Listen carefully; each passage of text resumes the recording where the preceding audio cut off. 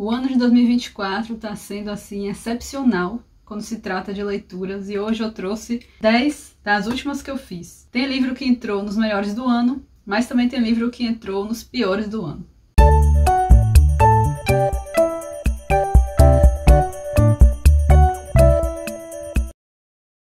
Oi gente, acumulei aqui 10 livros para falar com vocês que eu li aí nos últimos tempos, acho que foi em junho e em maio. E se você gosta de vídeos sobre livros, vlogs pela cidade de Salvador, cultura, dicas literárias em geral e muita literatura brasileira, se inscreve aí no canal que aqui a gente tem vídeo toda semana. Se não estava tendo antes, não foi porque eu não quis. Vou começar falando de Virgínia Mordida, que é um livro que lançou no mês de abril, se eu não me engano. E foi um dos que eu recebi da Companhia das Letras, maravilhosa. Foi uma leitura incrível, assim. Esse livro é de Giovana Vieira, ele é um livro curto, tem nem 200 páginas, tem menos de 200 páginas. Mas é um livro que pode ter muitos gatilhos para quem já passou por um relacionamento abusivo. Mas é um livro também muito, muito importante, porque é um assunto que a gente deve falar sobre, né? Eu, inclusive, fiz uma resenha lá no Instagram, se você quiser assistir. Nesse livro a gente tem a Virgínia, que é uma mulher preta, muito inteligente, com uma carreira assim incrível. Ela já é uma mulher ali na casa dos 30 anos, ela já tem uma carreira forte, uma carreira fixa, ela já se conhece muito bem, ela já tem sua personalidade, seus conceitos, tudo muito bem definido. Até que ela vai conhecer um gringo, né, um argentino aí, um cara que na infância foi famoso, e vai viver um relacionamento com ele. E a gente vai começando a perceber que esse relacionamento é extremamente tóxico. Ele tem um jeito muito abusivo de tratar a Virgínia e é aterrorizante, assim. É assustador você perceber isso junto com a personagem e como ela não consegue sair daquilo, como ela fica presa naquilo, como ela fica achando que aquilo é normal, que ele vai mudar, como ele fica tentando convencer Virgínia o tempo todo de que tudo é culpa dela. Então é um livro que é muito angustiante nesse sentido, mas é um livro tão fácil de ler. Você não consegue parar, ele é extremamente fluido, ele prende a gente de um jeito do início ao fim, muito, muito bem escrito, tem uma escrita muito inteligente, que é uma ferramenta que ela usa e que eu amo, que é quando o escritor ele não separa o que é pensamento, o que é fala, o que é narração, sabe? O que é ação, ela não separa, você vai entendendo pelo contexto, fica tudo misturado. Eu acho isso um jeito, assim, fascinante de escrever. E deve ser muito difícil você conseguir manter um contexto e você fica muito preso e entende tudo que está acontecendo. Eu gostei muito, mas é um livro realmente que pode dar gatilhos em algumas pessoas, então saibam disso. Porém, ele é muito importante, eu acho muito importante falar sobre esse assunto. E é um livro bem cru. Mas é muito, muito, muito bem escrito. Eu adorei Virgínia Mordida. E você entende o porquê desse título também. Ela vai explicar lá na frente. E aí, mais um que eu peguei com parceria da Companhia das Letras. Mas dessa vez foi um dos e-books que eles disponibilizaram, né? Eu não tenho a versão física. Eu queria ter, porque eu queria emprestar esse livro pra todo mundo. Eu também fiz uma resenha dele lá no meu Instagram. Se você quiser ver, eu vou deixar aí. Que é o Sussurros, da Ashley Aldrin, que é a autora de Um Impulso. Por isso que eu quis ler imediatamente quando eu vi que ela tinha lançado um novo livro. Porque O Impulso foi o primeiro livro dela. Eu peguei imediatamente, fiquei mega curiosa, porque eu gostei bastante de Um Impulso. Não foi um livro que eu amei, assim, mas eu gostei bastante. E Os Sussurros eu gostei mais ainda. É aquele livro para quem ama uma fofoca, para quem ama um drama familiar, daqueles típicos bairros, aquelas típicas casas americanas. Porque aqui a gente vai ter a história de 4 mulheres. Lá no meu Instagram eu explico com um pouquinho mais profundidade para você. Para não ficar muito longo aqui o vídeo. Mas temos 4 mulheres, cada uma dessas mulheres tem uma relação diferente com a maternidade. Uma delas tem 3 filhos, mas ela não é muito feliz sendo mãe, ela não gosta muito de ser mãe. Outra tem uma filha e um marido e é vista assim como a mãe perfeita, mas ela se vê invejando outras mães ali do bairro, né? Outra sonha em ser mãe, mas ela não consegue manter uma gravidez até o final, ela já sofreu vários abortos espontâneos, então fica também um aviso de gatilho para esse livro, porque ele tem cenas bem, assim, detalhadas desses momentos que ela tem esses abortos espontâneos. E uma senhora já, que é bem mais idosa do que as outras personagens, que fica meio observando ali tudo acontecer e teve uma história triste aí com seu filho. O livro vai girar em torno de um acontecimento que o filho de uma dessas mães, mais especificamente essa mãe que tem 3 filhos, que eu falei que não tem uma relação muito afetiva ali com a maternidade, ele vai sofrer um acidente e fica aquela dúvida de o que aconteceu, como aconteceu, se a mãe teve algo a ver com isso. Foi bem grave, o menino tá internado, tá em coma. E, nossa, você fica desesperado pra saber o que aconteceu. Você só vai saber lá pro final do livro, então você fica lendo, assim, muito querendo saber o que aconteceu. Enquanto isso, a gente vai acompanhando a vida de todas essas mulheres, as 4 mulheres. E eu achei muito legal, muito bem escrito, é impressionante ela ter escrito, né, só 2 livros até hoje e serem muito bem desenvolvidos, eu achei pelo menos. Tudo que essa mulher escrever, eu vou querer ler, com certeza. Tem algumas coisas bizarras, tem livros de mulher maluca, né? Como a gente costuma categorizar livros de mulher maluca, e eu amo. Vai lá ver minha resenha no Instagram se quiser saber mais detalhes, mas eu recomendo. E aí, gente, nesse meio tempo, esse clássico aqui, gigante, me chamou. Porque eu tenho essa coisa com os livros, tem livro que fica um tempo na minha estante, até eu sentir que é o momento, até eu achar que ele tá me chamando e pegar pra ler. Foi o que aconteceu com Drácula. Essa edição linda, perfeita da Dark Side, que imita a primeira edição, e parece que é um tecido, mas não é, mas imita um tecido. Eu ganhei de uma amiga minha muito especial da faculdade, e eu descobri que eu não sabia nada de Drácula, porque a gente acha que a gente sabe alguma coisa pelos filmes, que eu nunca assisti na verdade, mas pelas histórias que a gente ouve, pelo senso comum. Mas eu não sabia nada. O livro não é esse tamanho todo, tá? Tem muito texto extra aqui, tem muita coisa extra. Não é curtinho também, né? Mas ainda assim não é esse tamanho todo que tá aqui, porque é meio assustador. O livro é isso aqui, ó. Isso aqui. Então ele tem quase 400 páginas. 300 e tantas páginas. E eu não sabia que o livro era tão legal. Sério. Eu não imaginava que Drácula era tão legal. As pessoas não falam sobre isso, mas deveriam falar. Porque, gente, é muito bom. Ele começa já muito legal. Tem um certo momento que eu fiquei um pouco de saco cheio, só queria que acabasse. Que foi mais perto do fim, ele tava meio enrolado, assim. Mas, em geral, foi tão legal. E pra quem não sabe, na verdade, o Conde Drácula é um personagem, não é o personagem principal dessa história. Ele nem aparece tanto assim no livro. Tem uma hora que ele nem vai aparecer, praticamente. Esse rapaz, que é o Jonathan Harker, ele tá indo para o castelo do Conde Drácula pra fazer uma venda de uma propriedade para o Conde Drácula. Se eu não me engano, em Londres. Ele quer comprar uma propriedade em Londres, então ele vai lá pra Transilvânia, pra casa do Drácula, né? Pra poder conversar, sei lá, combinar, vender essa propriedade. Mas aí já começam a ficar as coisas estranhas desde o momento em que ele tá no caminho pra ir pra essa propriedade. Ele vê umas coisas muito esquisitas. O cara que tá dirigindo ali, dirigindo não, né? Sei lá como é que fala a palavra. Conduzindo a carruagem. É muito esquisito. Ele tem aqueles dentes super brancos. Ele tem os olhos vermelhos, brancos e afiados. Ele fica achando muito esquisito. E aí ele chega naquele castelo, que é aquele lugar super sombrio, super bizarro, e fica morrendo de medo. E aí conhece o conde também é uma figura bem esquisita, que não come, que desaparece durante o dia. Aquelas coisas que a gente vai notando, né? Que são as típicas características de um vampiro. E pra quem não sabe, essa daqui não foi a primeira história de vampiro. Outras histórias aí que vieram antes do Drácula, só que ele foi o que ficou mais famoso, né? E aí ele chega lá na casa do Conde Drácula e acontecem coisas horríveis. E a gente tá lendo o diário desse Jonathan Harker. Ele tá explicando toda essa situação, ele tá relatando tudo que aconteceu com ele. E ele fica muito traumatizado. E aí depois corta, a gente não sabe muito mais sobre o Jonathan, ele para de escrever e corta pra a noiva, a namorada dele, que é a Mina, falando com a amiga dela, conversando com a amiga dela, Lucy, sobre isso, sobre ela estar preocupada com o Jonathan, que o Jonathan não dá notícia. E aí a partir daí, né, as coisas vão se desenrolando. A gente conhece novos personagens, a gente vai conhecer o Van Helsing, que é o famoso personagem também do Drácula, que é o caçador de vampiros, né? A gente conhece como caçador de vampiros. Então tudo vai se desenrolar pra existir essa caça aí aos vampiros. Mas os personagens principais realmente não é o Drácula, são o Jonathan Harker, a Mina, a Lucy, esses amigos aí que vão se unir, né? Pra ir essa caça contra esses vampiros, tentar salvar algumas pessoas. E começa muito legal já, é um livro muito legal. Eu achei super interessante, ele tem algumas coisas bem nojentas e bizarras, assim, porque é vampiro, né? Mas é mais legal do que eu imaginava. Só a partir de certo momento, como eu falei, ele fica meio chato, meio enrolado, porque você quer que as coisas logo se resolvam e ele demora um pouco de resolver, fica meio enrolando, assim. Mas aí, de repente, ele acaba. Do nada também. Mas eu gostei bastante, foi muito legal. Fico feliz de ter lido esse clássico. E essa edição, ela tem muitas coisas extras. É muito legal, tem algumas anotações do Bram Stoker. Os rascunhos dele, do livro. Fala das adaptações, que eu não vi nenhuma, inclusive. Tem várias adaptações que não é essa história do livro, né? Inclusive tem aquela polêmica com a Parte dos Reis, que ela fez a publi pra Dark Side. Em vez de contar a história do livro, ela contou a história do filme. E foi uma bizarrice, porque realmente é uma bizarrice. A pessoa faz uma publi de um livro e ela nem lê o livro, e a editora ainda aprova. A gente aqui querendo fazer publi e a editora vai atrás de quem nem lê, né? Enfim, não se tornou favorito assim, mas foi muito legal a experiência. E aí, nesse meio tempo, esse livro aqui que a minha sogra me deu há algum tempo, minha sogra arrasa nos livros que ela me dá. Esse daqui foi mais um que, meu Deus, explodiu minha cabeça. Esse livro é fantástico. Gente, sério. Comprem, leiam. Isso aqui, na verdade, é uma peça, né? Que o Cleiton Nascimento escreveu. Existe mesmo a peça, mas ainda não veio pra Salvador. Quando vier, eu quero assistir com toda certeza. Então é como se fosse meio que o texto da peça, né? Digamos assim, o roteiro da peça. E é muito curto, mas é avassalador. Por causa dos assuntos que ele vai falar.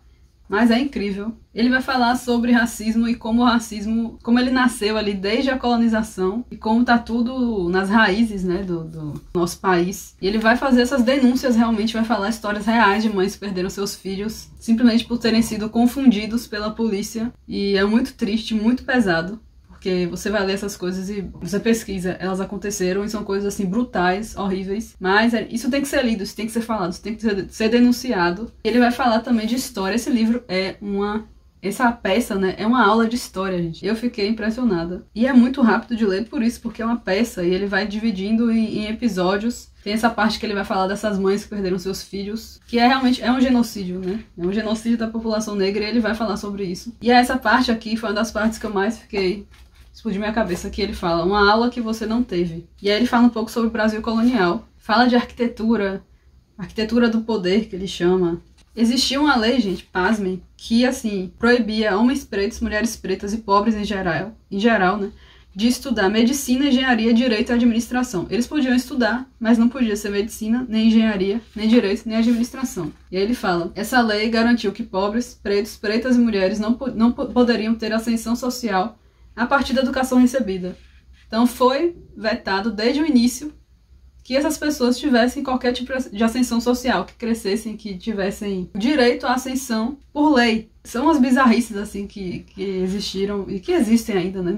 E ele vai falar também como a escravidão ter sido abolida no Brasil não por uma questão social, mas por uma questão econômica. Tipo, não foi abolida porque eles achavam que isso deveria acabar, que isso era absurdo, mas sim por uma condição econômica. E são coisas que a gente não discute nas escolas, né? A gente não fala sobre essas coisas nas escolas. Enfim, leiam isso aqui. Não sei, a genialidade de escrever algo assim. Eu queria muito ver isso reproduzido no teatro, sabe? Eu espero muito que essa peça venha para Salvador um dia, que eu queria muito, muito assistir. Mais um livro que eu li, que eu recebi da Companhia das Letras, foi esse aqui, Copacabana Dreams, da Ana Tércia Pontes. É um livro nacional também. Mas, infelizmente, esse daqui vai entrar na lista de piores do ano, porque não foi uma experiência legal pra mim. Esse é um livro que já foi lançado há alguns anos, ele foi relançado agora. E ele vai juntar vários contos, assim, vários textos da autora a respeito de Copacabana, que se passa em Copacabana.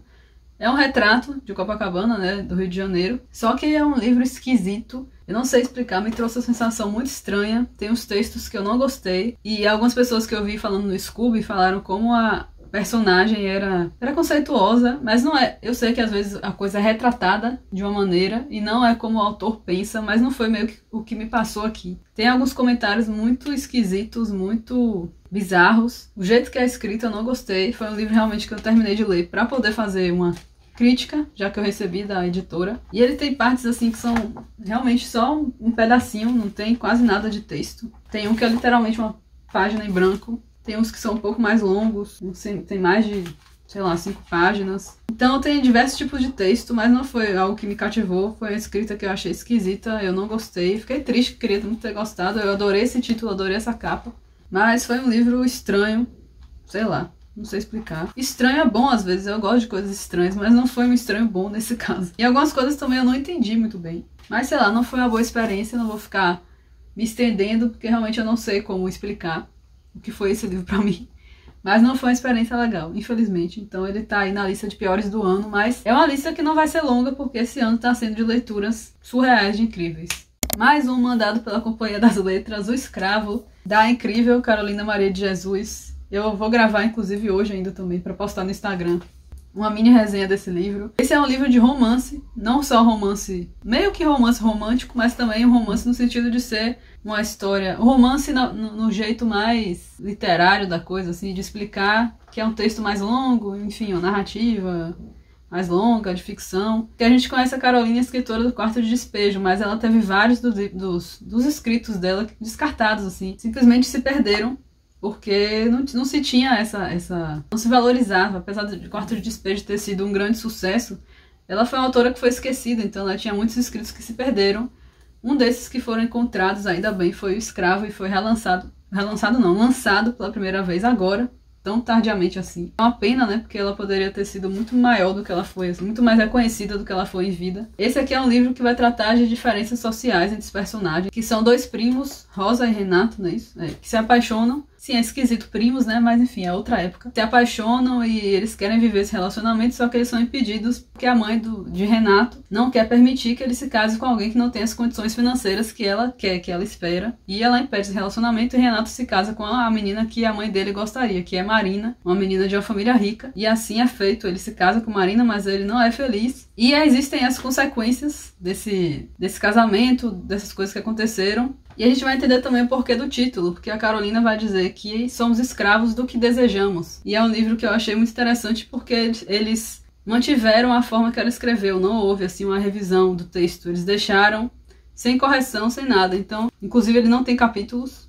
o que dá um pouco de desespero em certo momento. Mas é uma experiência bem diferente por isso. Em alguns momentos eu fiquei um pouco travada, porque como não houve essa revisão, tem hora que você fica um pouco travado na leitura. Mas ela, em geral, flui muito bem. É uma história triste, mas é uma história bem pensada, que vai trazer ali questões de luta de classe, desigualdade social, machismo. E você consegue perceber muito bem o talento e o amor de Carolina Maria de Jesus pelas palavras. Então foi uma experiência que vai ficar marcada, assim. Eu não amei, mas eu entendo muito bem a importância e eu espero muito que a companhia continue publicando outros livros da Carolina, né? Que continuem sendo encontrados outros livros dela, porque realmente ela foi uma figura preciosa, né?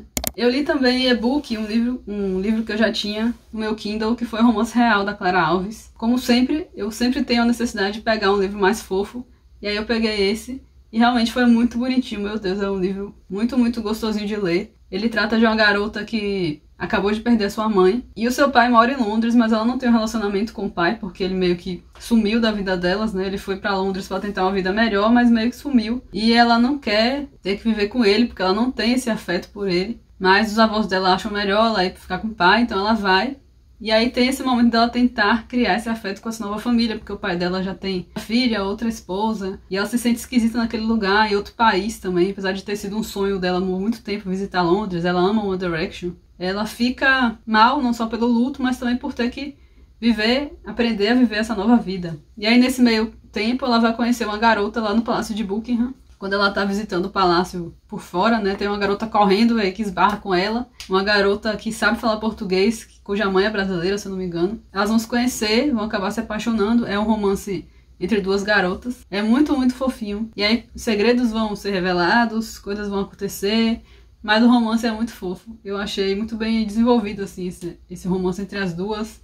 É legal ver ela criando esse afeto com o pai, que ela não conhece muito bem, com essa nova irmã dela, com essa madrasta. Tem muitas referências a One Direction, se alguém aí gosta. Eu lembrei da parte Poltronieri, porque eu sei que ela ama.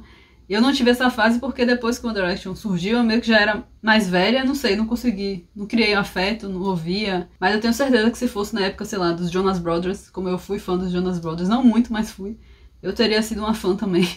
Então, pra quem é fã, deve ser ainda mais legal, porque tem várias referências e tal. Então foi um livro muito fofo aí, que serviu muito bem para o que eu queria, que era equilibrar com as outras leituras. Gente do céu, mais um que vai pra lista de melhores do ano, definitivamente. É esse aqui, essa preciosidade que é Mata Doce, de Luciane Aparecida. Não sei se é Luciani ou se é Luciane. Meu Deus, que livro fantástico, incrível. Eu postei também resenha no Instagram, dessa vez escrita. Estou voltando a fazer resenha escrita no Instagram, tô adorando, porque eu sempre fazia no meu blog, né, sentia falta. Esse livro é incrível, a Luciane é uma autora baiana e ele se passa na Bahia, mas numa cidade fictícia, que é a cidade de Mata Doce. Essa cidade que é formada aí por mulheres muito fortes, as mulheres são as que regem essa cidade, basicamente, ou o que deveria acontecer, né? E é a cidade que acolhe as mulheres. Temos aqui, que já começa com a gente sendo apresentado, a nova persona de Maria Teresa. Maria Teresa, no início do livro, ela vai criar essa nova identidade, ela vai pedir que a chamem agora de filhinha mata-boi, que ela passou a ser uma matadora de bois ali da região, enfim. E a gente vai entender depois por que ela quer criar essa nova persona, ela quer mudar de nome. Então o livro vai e volta no tempo. Pode ficar um pouco confuso porque vai e volta bastante, não tem assim um escrito, volta no tempo, tal ano, você vai descobrindo pelo contexto. E tem muitos personagens que são assim incríveis, mas também pode ficar um pouco confuso, eu fiquei. Mas depois que você se acostuma, depois que você entende, é fantástico. Ela é criada por duas mulheres maravilhosas, né, que tem esse relacionamento, Toninha e Marinha, que criam a Maria Teresa de forma a mostrar muita força para ela, dão muito amor, ensinam para ela sobre religiosidade, sobre muitas coisas, e é muito lindo, é um livro muito bem escrito, que tem um pouco de realismo mágico, que eu amei, tem uma cachorra que é uma personagem maravilhosa. Tem algumas coisas típicas aqui da Bahia. Ele mescla entre a narrativa em primeira pessoa e terceira pessoa, e depois você entende por quê. Gente, é fantástico. Eu amei muito. Eu acho que esse livro, como a gente estava falando com as amigas, daria uma novela sensacional. Sério, eu queria muito ver a novela, porque seria um novelão maravilhoso. E aí Maria Teresa, ela passa por uma tragédia um dia antes do seu casamento, que ela ia se casar, ela estava super apaixonada e tal. Essa ferida vai ficar aberta durante todo o livro, e é um romance de formação. E é uma coisa que eu amo. E é escrito lindamente, eu amei muito. Recomendo imensamente, leiam Mata Doce, e essa capa perfeita. Continua aqui até com... Linda demais. Eu amei muito essa capa. E eu li mais uma preciosidade baiana no e-book dessa vez, que foi A Vida e as Mortes, de Severino Ouro de Dendê. Gente, que livro legal, meu Deus do céu. É um livro de ficção científica, muito, muito baiano. É um livro cheio de gírias baianas, eu dei muita risada. Ele colocava as gírias realmente que a gente fala, tirando, eu não entendi só porque ele usou tanto meu rei. Ele usa muito meu rei no livro, e eu acho que deve ter sido um deboche, porque a gente sabe que colocam meu rei pra baiano falar em novela, e nenhum baiano fala meu rei, gente. E aí é colocado nas novelas como se a gente falasse. Mas tem as palavras daqui, tipo retado, que a gente fala muito. Boca de 09, tem quem vai ao coelho. Tem muitas coisas daqui da Bahia que não fica forçado, porque às vezes a pessoa quer usar gíria no livro e fica forçado, mas não é, porque é escrito naturalmente. E é uma ficção científica, eu achei isso muito legal, os elementos misturados com ficção científica, os personagens, a criatividade dele ao criar os personagens. Basicamente, esse Severino Ouro de Dendê, ele tá envolvido ali em investigar um caso de corrupção que aconteceu. E nesse mundo aí desse livro, você consegue viajar entre os planetas. Então, assim, eles não moram mais na Terra, mas você consegue visitar a Terra. E quando você visita a Terra, ele vai mostrar uma imagem de uma Salvador futurística, diferente. É tão interessante. E tem até, assim, que um lugar que usa Dendê como combustível. E existe um planeta chamado Cabula 12. Eu achei, assim, incrível. É muito bem escrito, muito engraçado. Tem um monte de cordel no início, de cada capítulo tem um cordel. Tem referências às músicas baianas também. Muito engraçado mesmo, eu dei muita risada. Marquei um monte de coisa, amei. Quero ter edição física pra pegar autógrafo com o Ian Fraser. Eu tive um pouco de dificuldade de imaginar os personagens, porque eram as coisas tão doidas que eu não conseguia imaginar. Aí eu entrei lá na página do Instagram dele e tem fanart, então eu consegui ver e foi muito legal. Super interessante a história, diferente. Eu amo ficção científica, eu tava com saudade de ler uma coisa de ficção científica, e uma coisa baiana nem se compara, então mais legal ainda. Sério, leiam, gente, é muito, muito, muito legal, muito divertido.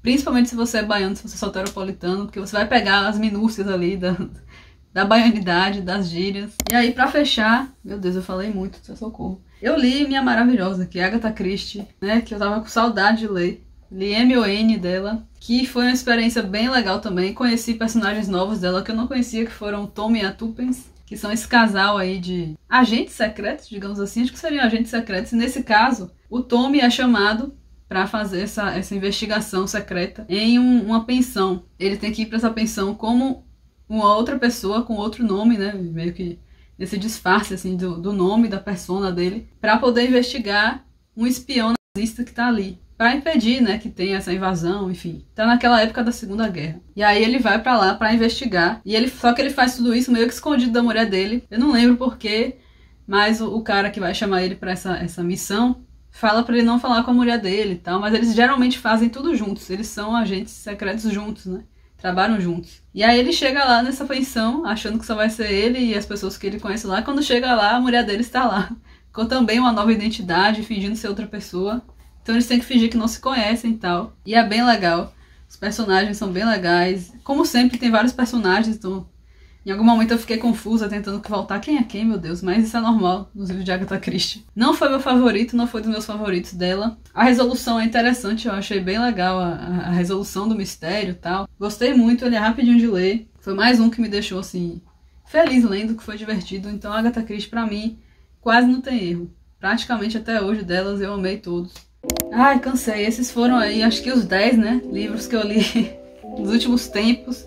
Gente, cada dia eu leio coisas mais incríveis, porque eu tô recebendo muito livro maravilhoso da companhia, eu tô vendo também tantas indicações maravilhosas de outras pessoas, de vocês, então cada vez mais é mais difícil ler um livro que eu não goste, porque eu já entendo o meu gosto e eu já sei o que ler. E eu estou muito feliz de poder conversar com vocês novamente, que eu estava com muita saudade. Muito obrigada por terem assistido. E contem se já leram algum desses daí que eu falei, ou se querem ler. ou o que vocês vêm lendo aí ultimamente. A presença de vocês é muito importante. Beijos e até a próxima.